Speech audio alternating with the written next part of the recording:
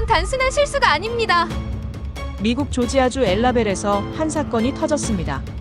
이민세관 단속국이 현대차와 LG에너지솔루션의 배터리 공장 건설 현장을 급습해 무려 475명을 체포했습니다. 그중 316명은 정식 비자를 받고 입국한 한국인 기술자들이었습니다. 총구 앞에 무릎을 꿇고 쇠사슬에 묶인 채 끌려간 사람들. 이것이 동맹국을 대하는 방식일까요? 사건 직후 애틀랜타 연방청사에서 열린 긴급 기자회견. 미국 이민국 관계자는 단호했습니다. 불법 체류자 단속은 미국의 주권입니다. 그때 베테랑 기자가 던진 한마디가 회견장을 정적에 휩싸이게 만들었습니다. 그 질문은 무엇이었을까요? 왜 지금, 왜 하필 한국 기업이었을까요? 지금 우리가 몰랐던 조지아 사태의 진짜 이야기를 따라가 보겠습니다. 그 전에 잠깐 구독과 좋아요 버튼을 꼭 눌러주시면 영상 제작에 아주 큰 힘이 됩니다. 그럼 바로 사연 시작하겠습니다. 저는 엘리 리입니다. 한국계 미국인 저널리스트죠. 뉴욕타임스를 떠난 지 얼마 되지 않아 프리랜서로 일하던 그날, 조지아주 엘라벨의 한국 기업 공장을 취재하고 있었어요. 한국의 기술력이 미국 일자리 창출에 미치는 영향을 다루는 기사였습니다. 엘라벨은 인구 9천여 명의 작은 도시였지만 현대 LG 배터리 공장이 들어서면서 새로운 활력을 얻고 있었어요. 전날 저녁에도 지역 상공회의소 관계자들과 인터뷰를 마치고 공장 근처 모텔에 묵고 있었습니다. 새벽 4시 17분, 모텔 창문 너머로 들려오는 헬리콥터 소리에 잠에서 깼습니다. 처음에는 군사훈련인가 싶었어요. 무슨 일인가 싶어 창밖을 내다보니 검은 제복을 입은 IC 요원들이 배터리 공장을 둘러싸고 있었어요. 수여 대의 버스와 수십 대의 차량이 공장 주변에 늘어서 있었습니다. 순간적으로 저널리스트 본능이 깨어났습니다. 재빨리 옷을 갈아입고 카메라와 녹음기를 챙겨 현장으로 달려갔죠. 현장에 도착했을 때 공기는 긴장감으로 가득했어요. 공장 입구에는 중무장한 IC 요원들이 총을 들고 서 있었습니다. 한국인 기술자들은 방금 잠에서 깬 듯한 모습으로 공장에서 나와 일렬로 서 있었어요. 대부분은 작업복 차림이었고 일부는 급히 입은 듯한 평상복 차림이었습니다. 공장 안에서 작업 중이던 기술자들이 갑작스럽게 밖으로 끌려 나온 것 같았어요. 손을 머리 위로. 움직이지 마. IC 요원들의 고함 소리가 새벽 공기를 갈랐습니다. 빛나는 플래시와 헬리콥터의 서치라이트가 현장을 비추는 가운데 기술자들의 얼굴에는 공포와 혼란이 가득했죠. 일부는 여전히 자신이 무슨 상황에 처한 건지 이해하지 못하는 듯했어요. 우린 합법적 비자가 있습니다. 서류 확인해 주세요. 한 한국인 남성이 떨리는 목소리로 외쳤어요. 그는 주머니에서 비자 서류를 꺼내 보여주려 했습니다. 하지만 IC 요원은 한국인 남성의 말을 무시한 채 손을 뒤로 돌려 수갑을 채웠습니다. 저는 모든 것이 믿기지 않았어요. 미국에서, 그것도 한미 동맹 관계에서 이런 일이 벌어지고 있다니. 저는 이 모든 광경을 카메라에 담았어요. 316명의 한국인 기술자들을 포함해 총 475명이 체포되는 순간을요. 가장 충격적이었던 건 합법적인 비자를 소지한 한국인들도 체포된다는 사실이었습니다. 한 요원에게 이유를 물었지만 단순 서류 확인일 뿐이라는 답변만 돌아왔어요. 그리고 취재를 막지 말라는 재항의에도 불구하고 요원들은 저를 현장에서 물러나게 했습니다. 멀리서지만 계속 지켜보았어요. 한국인 기술자들은 한 명씩 수갑이 채워진 채 버스에 태워졌습니다. 놀라운 것은 기술자들의 태도였어요. 공포와 당혹감에도 불구하고 대부분의 기술자들은 침착함을 유지했습니다. 서로를 격려하고 더 겁에 질린 동료들을 위로하는 모습이 보였어요. 버스에 실려가기 전 나이 지긋한 한국인 기술자가 다른 이들에게 한국어로 말했습니다. 저는 한국어를 알아들을 수 있었어요. 우린 괜찮습니다. 다시 돌아올 겁니다. 모두 침착하게. 그 말에 다른 기술자들도 고개를 끄덕였어요. 수갑찬 손으로 서로를 위로하는 모습이 아직도 눈에 선합니다. 해가 뜨기 시작할 무렵 마지막 버스가 떠났습니다. 공장은 텅 비어 있었고 미국 국기 아래 한국 기술자들의 발자국만이 남아 있었어요. 저는 그 자리에 오랫동안 서 있었습니다. 제 양쪽 정체성이 충돌하는 느낌이었어요. 미국인으로서의 저는 부끄러웠고 한국계로서의 저는 분노했습니다. 다음 날 미 이민세관 단속국은 공식 홈페이지를 통해 한국인 기술자들에게 수갑과 족쇄를 채워 연행하는 영상을 공개했습니다. 이 영상은 한국 사회에 큰 충격을 주었고 분노를 일으켰어요. 이날 외교부 대변인은 긴급 브리핑을 열어 미국의 법 집행 과정에서 우리 투자업체의 경제활동과 우리 국민의 권익이 부당하게 침해돼서는 안 된다며 유감을 표명했습니다. 그 순간 저는 알았습니다. 이건 단순한 이민 단속이 아니라는 것을요. 미국과 한국 사이의 무언가가 깨지는 소리였습니다. 마치 동맹이라는 단어의 의미가 순식간에 퇴색되는 것 같았어요. 동맹국 국민들을 이렇게 대하는 나라를 본 적이 없었어요. 제 머릿속에는 한 가지 질문이 맴돌았습니다. 왜 지금? 왜 한국인가? 이 질문에 대한 답을 찾기 위해 저는 이 사건을 끝까지 추적하기로 결심했습니다. 단속 소식은 불길처럼 번졌습니다. 소셜미디어에는 공장 단속 영상 클립이 빠르게 퍼졌고 현장에서 찍은 제 사진들도 인터넷을 통해 확산되었어요. 하지만 놀랍게도 미국 주요 언론들은 이 사건을 심각하게 다루지 않았습니다. CNN은 짧은 뉴스 속보로만 다뤘고 폭스뉴스는 불법 체류자 단속 성공이라는 틀로 보도했죠. 다른 주요 매체들도 비슷했어요. 저는 전 뉴욕타임스 동료들에게 연락했습니다. 마크 존슨 편집자는 제 목소리에 다급함에도 불구하고 무관심했어요. 엘리, 이건 그냥 일상적인 이민 단속일 뿐이야. 요즘 이런 일 많잖아. 다른 동료 사라 윌슨도 비슷한 반응이었습니다. 지금은 민감한 시기라 조심스럽게 접근해야 해. 돌아온 답변은 작은 이민 단속일 뿐이라는 말뿐이었습니다. 제가 합법적 비자 소지자들도 체포됐다고 강조해도 별 반응이 없었어요. 이건 미국 언론의 평소 태도가 아니었습니다. 무언가 이상했어요. 반면 한국은 들끓고 있었습니다. 한국 언론은 연일 헤드라인으로 이 사건을 다뤘고 소셜미디어에서는 분노의 목소리가 터져 나왔어요. 실시간 검색어는 조지아 사태, 미국 동맹 배신, 한국인 부당 체포로 가득했습니다. 이건 단속이 아니라 모욕이다. 우리 기술자들을 즉시 석방하라는 해시태그가 트위터와 페이스북을 뒤덮었죠. 한국 커뮤니티 사이트들에는 격분한 게시물이 쏟아졌어요.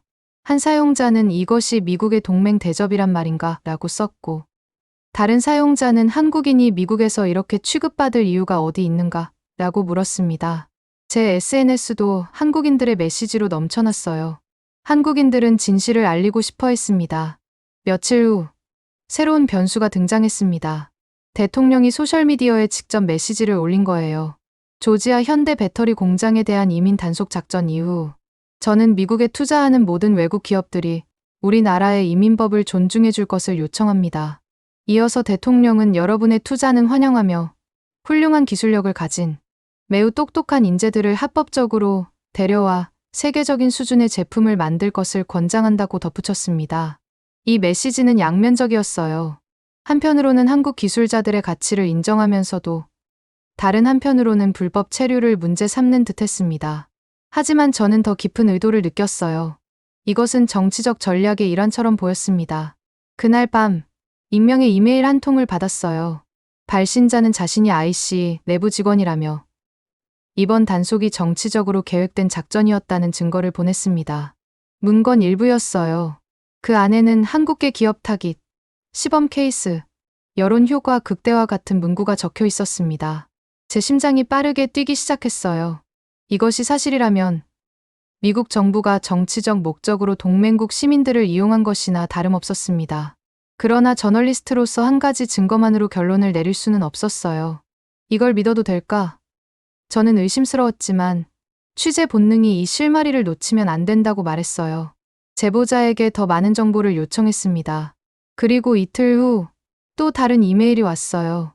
이건 상부의 지시입니다. 대선 전략의 일환이에요. 진실을 확인하기 위해 저는 구금된 한국인들의 가족들을 찾아갔습니다. 미국에 남겨진 아내와 아이들, 부모님들이요. 이분들의 이야기는 가슴 아팠어요. 김수진 씨는 두 아이를 키우는 엔지니어 아내였습니다. 5살, 7살 두 아이와 함께 작은 아파트에 살고 있었어요. 남편은 5년 비자를 받았어요. 모든 서류가 완벽했죠. 그런데 왜 이러는 건가요? 김수진 씨의 눈에서 눈물이 흘렀습니다. 아이들이 계속 아빠가 언제 오냐고 물어요. 뭐라고 대답해야 할지 모르겠어요. 박민준 씨의 부모님도 만났습니다. 70대의 노부부는 아들을 만나러 미국에 왔다가 이런 상황을 맞게 됐어요. 우리 아들은 한국에서 최고의 기술자예요. 미국에 도움을 주러 왔는데 이게 무슨 일입니까? 박민준 씨의 아버지 목소리가 떨렸습니다. 한국 커뮤니티는 빠르게 단결했어요.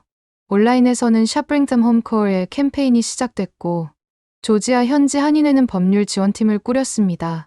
한인 변호사들은 무료로 법률 자문을 제공했고 한국 교민들은 구금된 기술자들의 가족들에게 음식과 생필품을 전달했어요.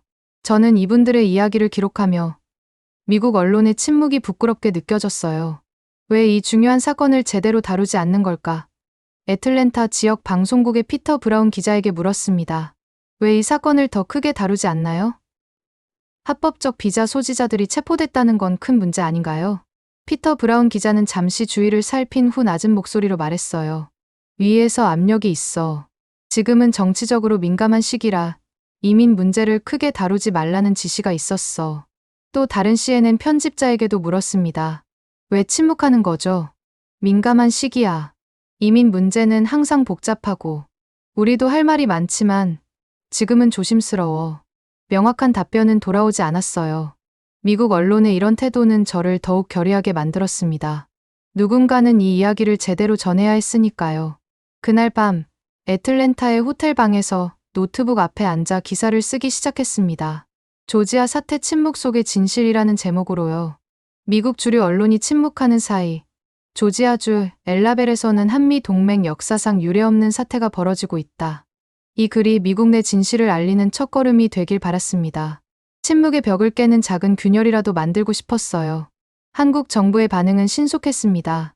사태가 알려진 지 불과 6시간 만에 외교부는 긴급 대책반을 구성했고 조현 외교부 장관이 직접 상황을 관리했어요. 대통령은 국가안전보장회의 NSC를 소집해 대응 방안을 논의했습니다. 이틀 후 외교부는 공식 발표를 통해 구금된 우리 국민 전원을 귀국시키는 게 정부 방침이고 목표라고 밝혔어요. 한국 정부는 전세기를 투입해 한국인 기술자들을 데려오기로 결정했습니다. 이 소식이 알려지자 한국 사회는 안도와 자부심을 느꼈어요. 정부가 제대로 대응한다는 반응이 줄을 이뤘습니다. 미 국무부와 이민국에도 수십 통의 외교 문서가 전달됐습니다. 한국 대사관은 24시간 비상체제로 전환했고 영사 직원들은 구금 시설을 방문해 한국인들의 상태를 확인했어요. 미국 내 한국 교민사회도 총력을 기울였습니다. 저는 애틀랜타 구금 시설 근처에서 취재를 이어갔어요. 삼성동 본사에서 급파된 현대자동차 임원들과 LG 관계자들도 현장에 도착했습니다. 그곳에서 한국 영사관 직원들과 마주쳤어요. 영사관 직원들은 밤낮 없이 구금된 한국인들을 면회하고 법적 지원을 제공하고 있었습니다. 한국 정부는 대한항공 전세기 투입을 확정했습니다. LG에너지솔루션 측에서 비용을 부담하기로 했다는 소식도 들렸어요. 이 과정에서 일본과 중국 정부도 자국민 송환을 위해 한국과 협력하고 있다고 밝혔습니다. 구금된 사람들 중에는 일본인 3명과 중국인도 포함되어 있었거든요. 영사관 직원 박민수 씨가 말했어요. 곧 출국이 가능할 것 같습니다. 박민수 씨의 얼굴은 피곤해 보였지만 눈빛은 단호했습니다. 대한민국 정부는 한 명도 빠짐없이 모든 국민을 데려갈 것입니다. 하지만 출국 하루 전 미국 측에서 행정적 이유로 출국을 지연해달라는 요청이 왔어요. 외교부는 조지아주에 구금된 우리 국민들의 출발은 미측 사정으로 어렵게 됐다고 발표했습니다. 사실상 출국 보류 통보였습니다. 한국 영사관은 즉각 항의했지만 미국 이민국은 추가 조사가 필요하다며 한국인들의 출국을 허가하지 않았어요. 이 소식을 들은 한국인 기술자들은 당혹스러워했습니다. 이제 집에 갈 수 있다고 기대했는데 또다시 불확실한 상황에 놓인 것이죠. 저는 워싱턴 소식통에게 연락했습니다. 백악관이 이 사안을 정치적으로 다루고 있다는 답변이 돌아왔어요. 행정부의 압력이 있는 것으로 보인다는 말도 들었습니다. 바로 그날 조현 외교부 장관이 워싱턴 DC에 도착했어요. 미 국무장관과의 면담이 예정되어 있었습니다. 전 세계 언론이 이 상황을 주시하는 가운데 조현 장관은 워싱턴 DC 주미대사관에서 한국 취재진과 만나 지금 억류 상태인 우리 국민이 내일은 비행기 전세기를 타고 귀국할 수 있고 그런 과정에서 일체 수갑을 채우는 일이 일어나지 않도록 다시 한번 미국 측과 확인했다고 밝혔어요. 조현 장관은 특히 이분들이 다시 미국에 와서 일을 하는데 아무런 문제가 없게 하겠다는 것도 미국 측으로부터 확약받았다며 이번 사태로 구금됐던 한국인들이 향후 미입국 시 불이익을 받지 않는다고 밝혔어요. 우리는 우리 국민을 버리지 않습니다. 한 명도 남김없이 데려오겠습니다. 이것은 한국 정부의 확고한 의지입니다. 그 말이 한국 사회에 퍼지자 여론은 감동의 물결로 변했습니다. 사람들은 인천공항에 대기 중인 전세기 사진을 공유하며 응원 메시지를 보냈어요. 우리 정부 멋있다. 한국인으로 자랑스럽다. 저 비행기가 꼭 가득 채워져 돌아오길 같은 댓글이 쏟아졌습니다. 저는 한국의 소셜미디어를 모니터링하며 이 모든 과정을 기록했습니다. 제 기사는 미디엄과 서브스택을 통해 퍼져나갔고 점차 미국 내에서도 관심을 받기 시작했어요. 블룸버그와 워싱턴 포스트 일부 기자들이 연락해왔습니다. 진실이 조금씩 알려지기 시작한 거죠. 그리고 마침내 이른 아침 조지아주 포크스턴 구금시설에서 한국인 기술자들이 풀려났습니다. 기술자들은 우리 기업 측이 마련한 일반 버스 8대에 나눠 타고 약 6시간을 달려 430km 떨어진 애틀랜타 공항으로 이동했어요. 스튜어트 구금시설에서 석방된 여성 근로자들이 탄 버스일 때도 이에 앞서 공항에 도착했습니다. 저는 애틀랜타 공항에서 그들의 출국을 지켜봤어요. 한국인 기술자들은 피곤하고 지친 모습이었지만 기술자들의 눈에는 안도감이 보였습니다. 수갑 자국이 남은 손목을 문지르며 비행기에 오르는 기술자들의 모습이 가슴 아팠어요. 어떤 이들은 미국에 남겨둔 가족들을 걱정하는 표정이었고 또 다른 이들은 자신들의 경험을 꼭 알려달라고 부탁했습니다. 그때 한 기술자가 저에게 다가와 말했어요. 그는 40대 초반으로 보이는 남성이었습니다. 리 기자님, 이 이야기를, 진실을 전해주세요. 우리는 범죄자가 아닙니다. 우리는 이 나라에 도움을 주러 왔던 사람들입니다. 한국인 316명, 남성 306명, 여성 10명을 비롯해 14명, 중국 10명, 일본 3명, 인도네시아 1명의 외국인 등 총 330명의 근로자를 태운 대한항공 전세기가 애틀랜타 하츠필드, 잭슨 국제공항을 이륙했습니다. 미국 영주권이 있는 가족을 둔 한 명의 남성 근로자만 잔류를 택했어요. 사태 수습을 위해 미국을 찾은 외교부 1차관과 LG에너지솔루션 대표 등도 전세기에 동승했습니다. 그 말이 제 가슴에 새겨졌습니다. 저는 약속했어요. 이 이야기의 진실을 끝까지 추적하겠다고요. 비행기가 이륙할 때 저는 그 자리에 오랫동안 서 있었습니다. 한미 관계의 새로운 장이 열리고 있다는 느낌이 들었어요. 그리고 그 이야기의 중심에 제가 있었습니다. 단속 직후 충격적인 인터뷰가 언론에 공개됐습니다. 메건 캠벨, 조지아주 정치인이 자신이 이번 단속의 제보자라고 주장하며 폭스뉴스와의 인터뷰에서 충격적인 발언을 쏟아냈어요. 한국 기업들에게 세금 혜택을 줬지만 한국 기업들은 비정규직이든 정규직이든 조지아 주민을 거의 고용하지 않았다고 생각합니다. 메건 캠벨은 주장했습니다. 그녀는 더 나아가 한국인들은 열악한 환경에서 일하고 있을 것이라는 근거 없는 주장까지 펼쳤어요. 메건 캠벨은 자신을 행정부 지지자로 소개하며 외국 기업들이 미국에서 사업할 때는 미국인을 더 많이 고용해야 한다고 강조했습니다. 저는 그 인터뷰를 보며 분노를 느꼈습니다. 메건 캠벨의 발언은 완전히 사실과 달랐어요.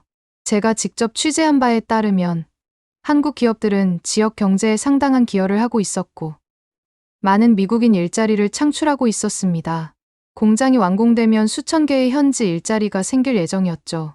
메건 캠벨의 주장은 검증되지 않은 편견에 가득 찬 것이었습니다. 캠벨의 발언은 전혀 사실과 다릅니다. 조지아 경제개발청의 마이클 존슨 씨가 반박했습니다. 현대와 LG의 투자로 엘라벨 지역에만 7,000개 이상의 직접 일자리가 창출될 예정이었습니다. 그중 90% 이상이 미국인 채용을 위한 자리였죠. 한국 기업들은 지난 5년간 조지아주에 20억 달러 이상을 투자했고 이는 우리 지역 경제의 중추가 되었습니다. 엘라벨 상공회의소 회장 제임스 윌슨도 메건 캠벨의 주장에 반박했어요.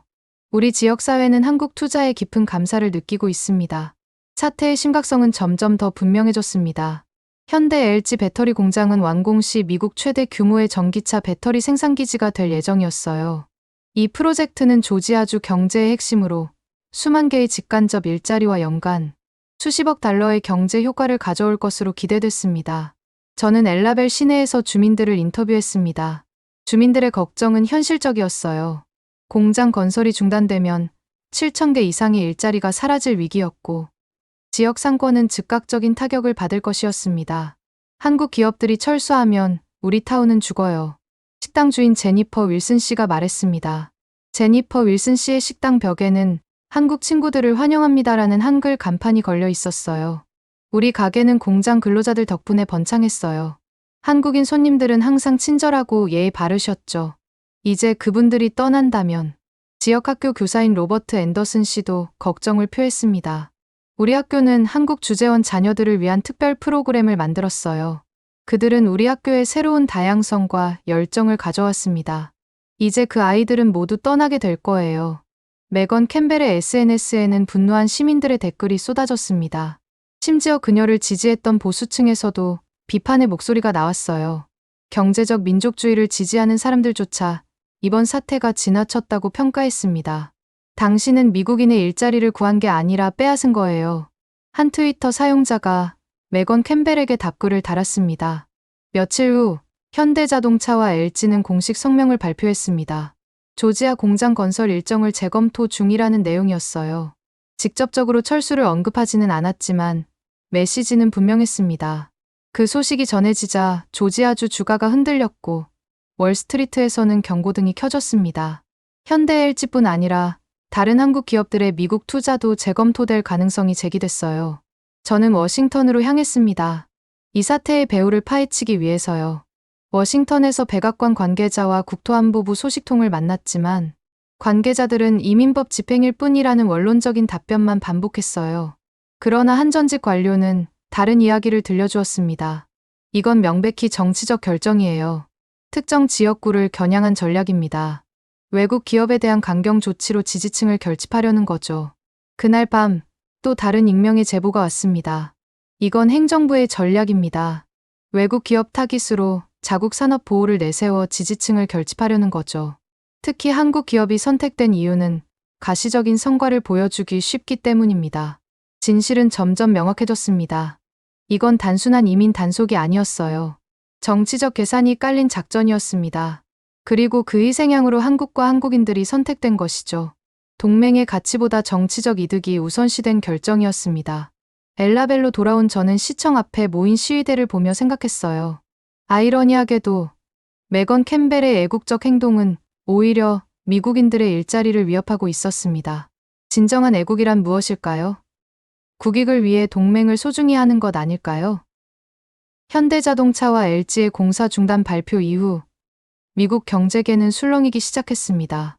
월스트리트 저널은 첫 페이지에 한국 없인 돌아가지 않는 공장이라는 제목의 기사를 실었어요. 한국 기업의 철수가 미국 경제에 미칠 영향을 분석한 기사였습니다. 한국 기업들의 투자 철회는 단순히 조지아주 문제를 넘어 미국 전체 제조업 생태계에 타격을 줄 것, 월스트리트 저널은 보도했습니다. 전기차 배터리 공급망이 무너지면 테슬라를 비롯한 미국 자동차 제조사들도 큰 어려움을 겪게 될 것이라는 분석이었어요. 저는 경제 전문가들을 인터뷰했어요. 미시간 대학교의 로버트 앤더슨 교수는 이렇게 말했습니다. 이번 사태는 단기적으로는 조지아주 경제에, 장기적으로는 미국의 글로벌 신뢰도에 심각한 타격을 줄 겁니다. 기술 이전과 글로벌 협력이 핵심인 시대에 이런 외교적 실수는 치명적입니다. 하버드 비즈니스 스쿨의 제니퍼 장 교수도 우려를 표했어요. 미국은 지금 세계 최대 시장이라는 이 점을 스스로 무너뜨리고 있습니다.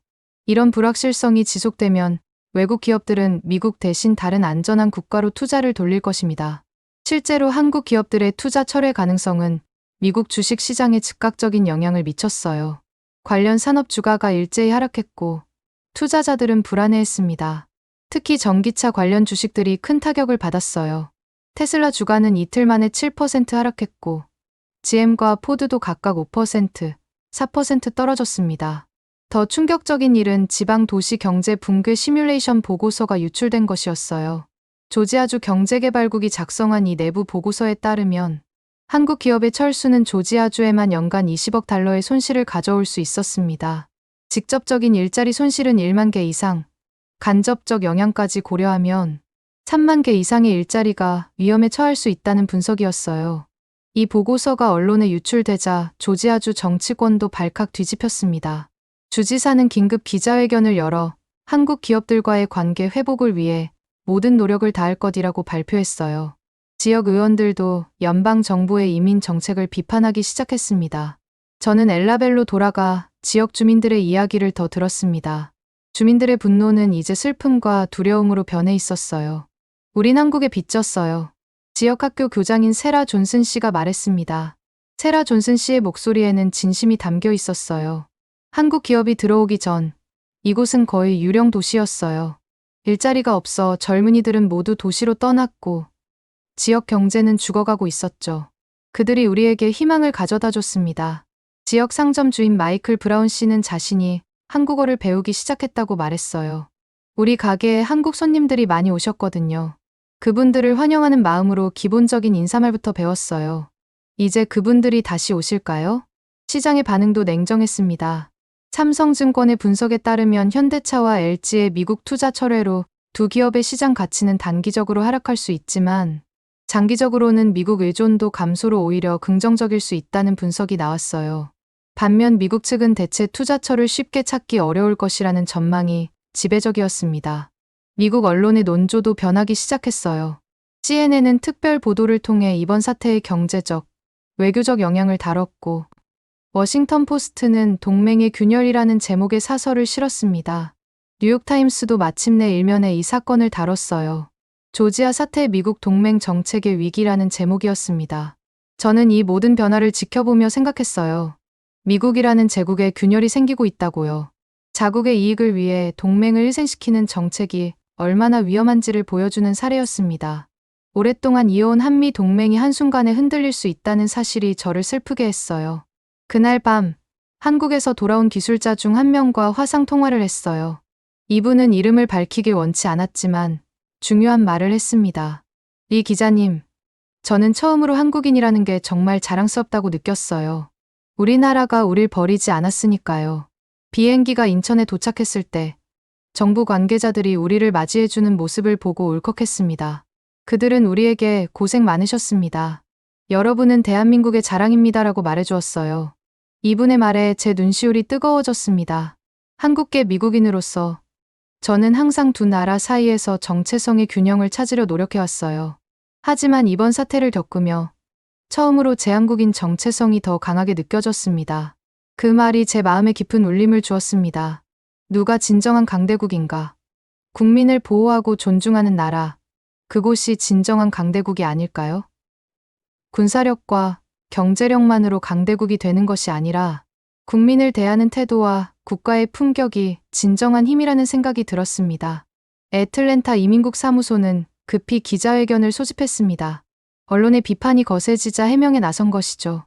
국내외 언론사 기자들로 회견장은 발 디딜 틈이 없었어요. 저는 최전선의 자리를 잡았습니다. 찰스 몰튼 국장은 긴장된 표정으로 마이크 앞에 섰습니다. 찰스 몰튼 국장의 이마에는 땀방울이 맺혀 있었어요. 몰튼 국장은 준비된 발표문을 읽기 시작했습니다. 우리는 법을 집행했을 뿐입니다. 미국은 주권 국가로서 국경 통제의 권리가 있습니다. 이번 단속은 불법 취업 외국인을 단속하기 위한 정상적인 절차였으며 특정 국가나 기업을 타깃으로 한 것이 아닙니다. 몰튼 국장의 말에는 설득력이 없었어요. 합법적인 비자 소지자들이 체포된 이유에 대한 설명이 없었으니까요. 회견장의 기자들은 날카로운 질문을 던지기 시작했습니다. 왜 합법적 비자 소지자들까지 체포했습니까? CNN 기자가 물었어요. 몰튼 국장은 애매하게 답변했습니다. 일부 비자에 대해 추가 확인이 필요했습니다. 모든 절차는 법에 따라 이루어졌습니다. 메건 캠벨과의 관계는 어떻게 됩니까? 그녀가 신고자였다고 주장하는데요. 다른 기자가 질문했어요. 개별 신고자에 대해서는 코멘트할 수 없습니다. 기자들의 질문이 이어졌어요. 대부분은 절차적 문제나 향후 계획에 관한 것이었습니다. 하지만 저는 다른 질문을 준비했어요. 제 차례가 되자 회견장의 모든 시선이 저에게 쏠렸습니다. 몰튼 국장님, 그렇다면 동맹은 무엇입니까? 회견장이 순간 얼어붙었습니다. 몰튼 국장은 당황한 기색이 역력했어요. 몰튼 국장은 잠시 말을 잃었습니다. 무슨 말씀이신지. 저는 흔들림 없이 질문을 이어갔습니다. 한국은 70년간 미국의 동맹국이었습니다. 6.25 전쟁에서 수많은 한국인이 미국과 함께 싸웠고 베트남 전쟁에서도 한국군이 미군을 도왔습니다. 한국 기업은 미국에 수만 개의 일자리를 창출했고요. 이런 동맹국 국민을 범죄자처럼 다루는 것이 과연 동맹의 의미입니까? 법 집행을 이유로 동맹의 가치를 훼손해도 괜찮다고 생각하십니까? 회견장은 완전한 침묵에 빠졌어요. 카메라 셔터 소리만이 간간히 들렸습니다. 몰튼 국장은 말을 더듬었어요. 그건 외교적 문제는 국무부 소관입니다. 우리는 법 집행 기관으로서 우리의 임무를 수행했을 뿐입니다. 몰튼 국장의 대답은 공허했습니다. 진정한 답변이 아니었어요. 저는 마이크를 쥔 채 잠시 기다렸다가 다시 물었습니다.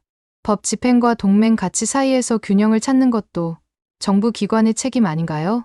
아니면 IC는 동맹 관계와 상관없이 무조건적인 법 집행만 중요하다고 생각하시나요? 몰튼 국장의 얼굴이 붉어졌습니다. 몰튼 국장은 어색하게 웃으며 대답했어요. 다음 질문 받겠습니다. 제 질문 후 다른 기자들의 태도도 바뀌었습니다. CNN, MBC 기자들이 더 날카로운 질문을 던지기 시작했어요. 이번 단속이 정치적 동기에서 이루어진 것이 아닙니까? 왜 하필 한국 기업이었습니까? 회견은 몰튼 국장에게 호의적이지 않은 방향으로 흘러갔고 예상보다 일찍 종료됐습니다. 밖으로 나오는데 CNN의 제이슨 파커 기자가 다가왔어요. 좋은 질문이었어. 엘리. 우리도 그 관점으로 더 파고들어야겠어. 사실 우리 모두 그 질문을 하고 싶었지만 누구도 그렇게 직접적으로 물을 용기가 없었어. 파커 기자의 말은 미국 언론의 변화를 보여주는 것 같았어요. 미국 언론도 이제 이 사태의 본질을 이해하기 시작한 것이죠. 이것은 단순한 이민 단속이 아니라 동맹의 가치에 대한 시험이었습니다. 그날 저녁, 구금되었다가 한국으로 돌아간 기술자들과의 화상 인터뷰가 미국 뉴스에 방영됐습니다. 기술자들은 자신들이 겪은 일을 차분히 설명했어요. 수갑을 차고 구금된 경험, 합법적 비자를 보여줘도 무시당한 일들을요. 김민수 엔지니어는 이렇게 말했습니다. 저는 5년 취업 비자를 가지고 있었고 모든 서류는 완벽했습니다. 하지만 IC 요원들은 제 설명을 들으려 하지 않았어요. 마치 제가 범죄자인 것처럼 대했습니다. 박진호 기술자도 비슷한 경험을 했다고 말했어요. 저는 미국에서 2년간 일했고 세금도 성실히 냈습니다. 새벽에 갑자기 깨어나 총구를 마주한 경험은 평생 잊지 못할 거예요. 가장 인상적이었던 건 기술자들의 정중한 침묵이었습니다. 분노나 원망 대신 사실만을 담담히 말했어요. 그 모습이 오히려 더 강한 메시지를 전달했습니다. 기술자들은 자신들의 존엄성을 지켰고 그것이 미국 시청자들에게 더 큰 영향을 미쳤어요. 인터뷰의 마지막에 장현우 씨는 이렇게 말했습니다. 우리는 미국을 좋아했습니다. 지금도 그렇고요. 다만 우리가 겪은 일이 부당했다는 것을 알아주셨으면 합니다. 동맹이란 서로를 존중하고 신뢰하는 것이라고 생각합니다. 그 인터뷰는 미국 여론에 큰 파장을 일으켰어요. 소셜미디어에서는 한국인 기술자들을 지지하는 해시태그가 트렌드가 됐고 정치권에서도 비판의 목소리가 높아졌습니다. 몇몇 상원의원들은 이번 단속의 적법성에 대한 조사를 요구하기 시작했어요. 저는 그날 밤 호텔 방에서 생각했어요. 정의는 누구의 것인가? 그 질문은 아직 끝나지 않았습니다. 이제 막 시작된 것이죠. 제가 회견장에서 던진 질문은 많은 사람들의 마음속에 있던 의문을 대변한 것이었습니다. 동맹이란 무엇인가? 진정한 우방이란 누구인가? 이 질문들은 단순히 한국과 미국의 관계를 넘어 국제 질서와 가치에 대한 근본적인 성찰을 요구하고 있었어요. 그리고 저는 이 성찰의 과정을 기록하는 저널리스트로서 진실을 끝까지 추적할 책임이 있었습니다. 한국 정부와 기업들의 대응은 예상을 뛰어넘었습니다. 구금되었던 기술자 전원에게 유급휴가가 주어졌어요. 그것도 무기한으로요. 회사들은 기술자들이 충분한 휴식을 취하고 가족과 시간을 보낼 수 있도록 배려했습니다. 여러분은 우리 회사의 자랑스러운 자산입니다. 충분히 쉬시고 준비가 되면 언제든지 돌아오십시오. 현대자동차 회장은 직접 기술자들을 만나 이렇게 말했다고 해요. 기술자들의 트라우마 치료를 위한 심리 상담도 전액 지원되었고요. 전문 심리 치료팀이 꾸려져 기술자들과 그 가족들을 위한 프로그램이 마련됐습니다. 한국 정부는 이들을 위한 특별 지원 예산을 편성했어요. 더 놀라운 것은 재입국을 원하는 기술자들을 위한 지원이었습니다. 현대자동차와 LG는 공동 성명을 통해 재입국, 희망자 전원의 법률 비용과 생활 지원을 보장한다고 발표했어요. 또한 미국 체류 중 기술자들의 안전을 위한 특별 보안 조치도 약속했습니다. 저는 서울로 날아가 이 과정을 취재했습니다. 인천공항에 도착하자마자 느껴진 것은 따뜻한 환영 분위기였어요. 공항에는 우리의 자랑스러운 영웅들을 환영합니다라는 현수막이 걸려 있었고, 귀국한 기술자들을 위한 특별 입국 절차가 마련되어 있었습니다. 현대자동차 서울 본사에서 최고 경영진을 인터뷰할 기회가 있었어요. 이사회 멤버인 김준호 부회장은 차분하지만 확고한 어조로 말했습니다. 우리는 기술자들이 겪은 일에 깊은 유감을 표합니다. 하지만 그들의 명예와 자존심을 지키기 위해 최선을 다할 것입니다. 현대자동차는 우리 직원들을 가족처럼 생각합니다. 가족은 결코 서로를 버리지 않습니다. LG 측도 비슷한 입장이었어요. 우리 기술자들은 전 세계 어디서나 최고의 대우를 받을 자격이 있습니다. 그들이 미국에서 겪은 일은 부당했지만 우리는 이를 품격 있게 극복할 것입니다. 한국 정부의 대응도 인상적이었습니다. 외교부는 국제법 전문가팀을 구성해 법적 대응을 준비했고, 산업통상자원부는 미국 내 한국 기업들을 위한 비상 대책을 마련했어요. 청와대는 미국과의 외교 채널을 통해 재발 방지를 강력히 요구했습니다. 국제인권단체들도 한국의 대응을 높이 평가했습니다. 국제엠네스티는 인권 존중의 모범 사례라며 한국 정부와 기업의 대응을 칭찬했어요. 유엔 인권위원회도 성명을 통해 위기 상황에서 시민을 보호하는 한국의 접근 방식이 다른 나라들에게 모범이 된다고 평가했습니다. 해외 언론의 반응도 호의적이었어요.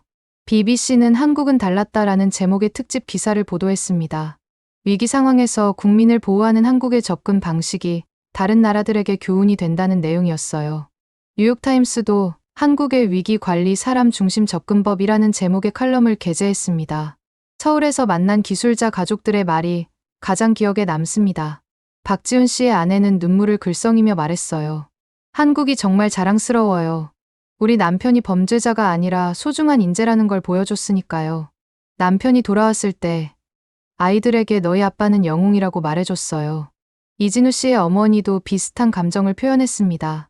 아들이 체포됐다는 소식을 들었을 때 세상이 무너지는 것 같았어요. 하지만 정부와 회사가 즉시 나서서 도와주는 모습을 보고 감동했습니다. 이런 나라의 국민이라 자랑스럽습니다.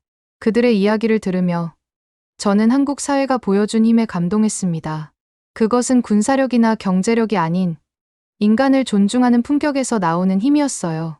위기 상황에서 보여준 단결력과 결단력은 작은 나라가 아닌 큰 나라의 모습이었습니다. 귀국 비행기에서 글을 쓰기 시작했습니다. 한국, 품격으로 답하다. 이 제목이 떠올랐을 때 제 가슴은 뜨거워졌어요. 한국계 미국인으로서 처음으로 제 뿌리에 깊은 자부심을 느꼈습니다. 이전에는 항상 미국인이라는 정체성이 더 강했지만 이번 사태를 통해 제 안의 한국인 정체성이 되살아난 것 같았어요. 뉴욕에 돌아와 보니 미국 내 한인 커뮤니티도 큰 변화를 겪고 있었어요. 많은 한인 2세, 3세들이 자신의 정체성을 더 당당히 드러내기 시작했습니다. 마치 이번 사태가 그들에게 새로운 자긍심을 심어준 것 같았어요. LA의 한인타운에서는 우리는 한국인입니다 라는 캠페인이 시작됐고, 뉴욕의 한인 학생들은 캠퍼스에서 한국 문화 알리기 행사를 열었습니다. 평소에는 한국인이라는 정체성을 드러내지 않던 사람들도 이제는 당당히 자신의 뿌리를 이야기했어요. 예전에는 한국인이라는 사실을 숨기고 싶었어요. 이제는 달라요. 컬럼비아 대학 학생 제니퍼 김의 말이 제 귀에 오래 남았습니다. 한국이 자국민을 대하는 방식을 보고 저도 제 정체성에 자부심을 느끼게 됐어요. 이번 사태는 위기였지만 동시에 한국인들에게 자신의 정체성과 국가에 대한 새로운 자부심을 가져다 준 계기가 된 것 같았습니다. 때로는 어려움을 통해 진정한 가치를 발견하는 법이니까요. CHAPTR 8점. 기록은 증언한다. 누가 진짜 동맹인가? 지금 저는 워싱턴 포스트에 송고할 장문의 칼럼을 준비하고 있습니다. 제목은 누가 진짜 동맹인가로 정했어요. 그동안 취재한 모든 내용, 양국의 대응, 그리고 그 과정에서 드러난 진실을 담을 예정입니다. 칼럼은 조지아 사태의 전말을 상세히 다룰 거예요. 단속의 배경부터 정치적 의도, 한국 정부와 기업의 대응, 그리고 이 모든 과정에서 제가 목격한 인간적 이야기들까지요. 특히 동맹의 의미에 대한 근본적인 질문을 던지려고 합니다. 동맹이란 무엇인가? 단순한 군사적, 경제적 협력을 넘어 서로의 국민을 존중하고 보호하는 관계가 아닐까? 위기의 순간에 서로를 돕는 것이 진정한 동맹의 모습이 아닐까? 더 중요한 변화는 외교적 차원에서 일어났습니다. 한미 양국은 비자 협상을 공식적으로 시작했어요. 기술 인력 교류를 더 투명하고 안전하게 보장하기 위한 새로운 협약을 논의하기 시작한 것이죠. 이번 사태를 계기로 미국은 동맹국 국민들에 대한 특별 비자 프로그램을 검토하기 시작했습니다. 백악관도 입장을 바꿨어요. 대통령은 한국 대통령과의 전화 통화에서 유감을 표명했고, 국무부는 양국 관계 개선을 위한 노력을 약속했습니다. 이민국도 내부 지침을 개정해 합법적 비자 소지자에 대한 처리 절차를 명확히 했어요. 저는 조지아로 돌아가 엘라벨 공장을 다시 찾았습니다. 놀랍게도 일부 한국인 기술자들이 돌아와 있었어요. 그들은 더 강화된 법적 보호 아래 다시 일을 시작했습니다. 공장 건설도 재개됐고 지역 경제는 서서히 회복되고 있었어요. 김태우 씨를 만났어요. 그는 구금되었다가 다시 미국으로 돌아온 기술자 중 한 명이었습니다. 그의 얼굴에는 자신감이 넘쳤어요. 왜 돌아오셨나요? 저는 물었습니다. 다시 체포될 위험이 있지 않았나요? 김태우 씨는 잠시 생각하더니 대답했어요. 저는 여전히 우리가 이곳에서 할 일이 있다고 믿습니다. 이 공장은 양국에 모두 중요하니까요. 그리고 진짜 미국은 이런 게 아니라는 것을 보여주고 싶었어요. 저는 여전히 미국이라는 나라와 그 가치를 믿습니다.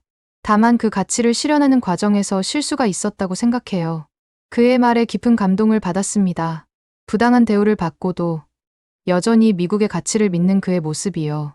그것이야말로 진정한 용서와 화해의 정신이 아닐까요? 엘라벨 시내에서는 변화의 징후가 보였어요. 지역 상점들의 한글 간판이 늘어났고 한국 식품을 파는 가게도 생겼습니다. 주민들은 한국인 기술자들에게 더 친절하게 대했고 일부는 한국어 인사말을 배우기도 했어요.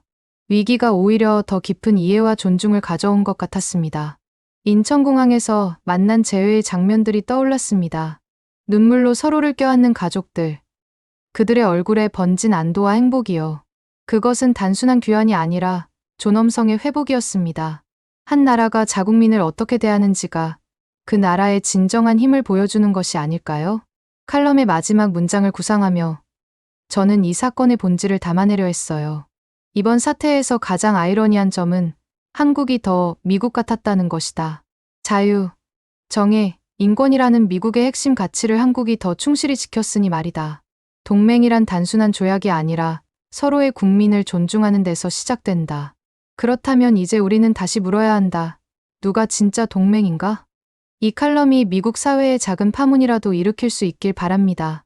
많은 독자들이 이 질문을 함께 고민하고 정치권에서도 반응이 있길 기대해요. 조지아 사태는 여전히 현재 진행형입니다. 국가 간의 관계, 동맹의 의미, 그리고 인간 존엄성의 가치에 대한 질문을 우리에게 던져주었죠. 저는 지금도 그날의 새벽을 잊지 못합니다. 총구 앞에 선 한국인들, 그리고 그들이 보여준 품격을. 기록은 증언합니다. 진실은 결국 밝혀지게 마련이니까요. 이제 저는 한국과 미국 두 나라 사이에서 더 이상 분열된 정체성을 느끼지 않습니다. 양국의 가치 중 가장 좋은 것들을 담은 저만의 정체성을 찾았어요. 그리고 그 과정에서 진정한 동맹의 의미도 깨달았습니다. 동맹은 서류상의 약속이 아니라 위기의 순간에 보여주는 행동입니다. 그리고 그 행동의 중심에는 항상 사람이 있어야 합니다. 국민을 소중히 여기는 나라, 그곳이 진정한 강대국이 아닐까요? 조지아 사태는 끝났지만 그 교훈은 계속됩니다. 저는 이 이야기를 기록한 저널리스트로서 그 교훈이 오래도록 기억되길 바랍니다.